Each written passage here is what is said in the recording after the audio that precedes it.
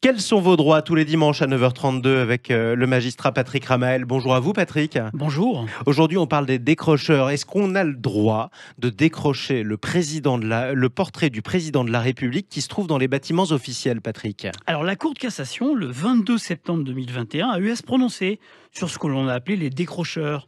Il ne s'agissait pas d'élèves qui se désintéressaient du système scolaire, mais de militants de la cause écologique qui avaient choisi d'enlever la photo officielle du président en exercice pour attirer l'attention sur l'inaction de l'État en matière climatique. D'abord, il faut préciser que, contrairement à une idée reçue, le portrait du président qui est Mhm. présent dans les mairies est un usage constant qui découle d'une tradition républicaine, mais ça ne résulte d'aucune disposition législative Donc ou c'est la réglementaire. tradition, informelle quoi. Exactement. Il y a d'ailleurs une proposition de loi depuis février de cette année pour rendre obligatoire cet affichage. Mhm. Dans les actions évoquées, c'était un mouvement national pour attirer l'attention sur l'urgence climatique.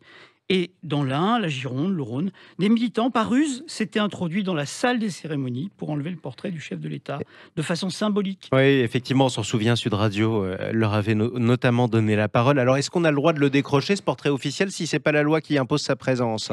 Alors, les décrocheurs étaient poursuivis devant les tribunaux correctionnels pour vol, par ruse et en réunion du cadre avec la photo. Et les condamnations à Bordeaux, à Bourg-en-Bresse ont été symboliques. À Lyon, le tribunal, lui, a relaxé les décrocheurs Oui. en considérant que le délit était justifié par l'état de nécessité. Alors qu'est-ce qu'ils entendaient par état de nécessité, Patrick? Alors, c'est une notion au départ qui est jurisprudentielle, c'est-à-dire qu'elle a été créée par un juge. Et on connaît même son nom, il est resté dans l'histoire, le bon juge Ah. Magnot, pour ne pas condamner une mère qui était poursuivie pour le vol d'un pain, parce Mhm. qu'elle n'avait pas mangé ni son enfant depuis 2 jours. Le président du tribunal de Château-Thierry dans l'Aisne, en 1898, a Ouais. fait appel à cette notion d'état de nécessité pour excuser une infraction commise. Aujourd'hui, la loi prévoit qu'on n'est pas puni.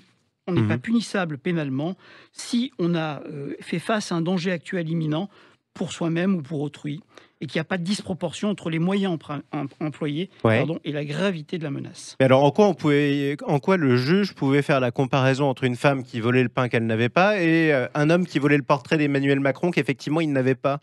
Alors, c'était un peu osé, c'est peut-être pour ça que ça n'a pas marché.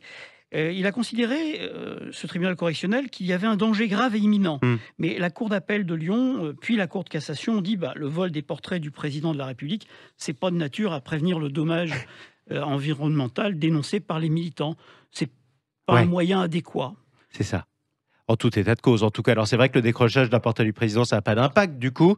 Et revenons sur une autre décision qui est celle de la Cour d'appel de Bordeaux, Patrick Ramel. Alors, la Cour d'appel de Bordeaux, elle, a été cassée parce que sur le terrain de la liberté d'expression, on a considéré que c'était une atteinte légère à la propriété publique et qu'il fallait réexaminer si ce comportement ne portait pas, pour le coup, une atteinte excessive à la liberté d'expression. On en reparlera encore de cette affaire. Ah ben effectivement, elle reviendra sûrement devant les tribunaux. Quels sont vos droits? Merci beaucoup Patrick Ramel. On vous retrouve dimanche prochain à 9h32 dans le Grand Matin, Merci. Sud Radio.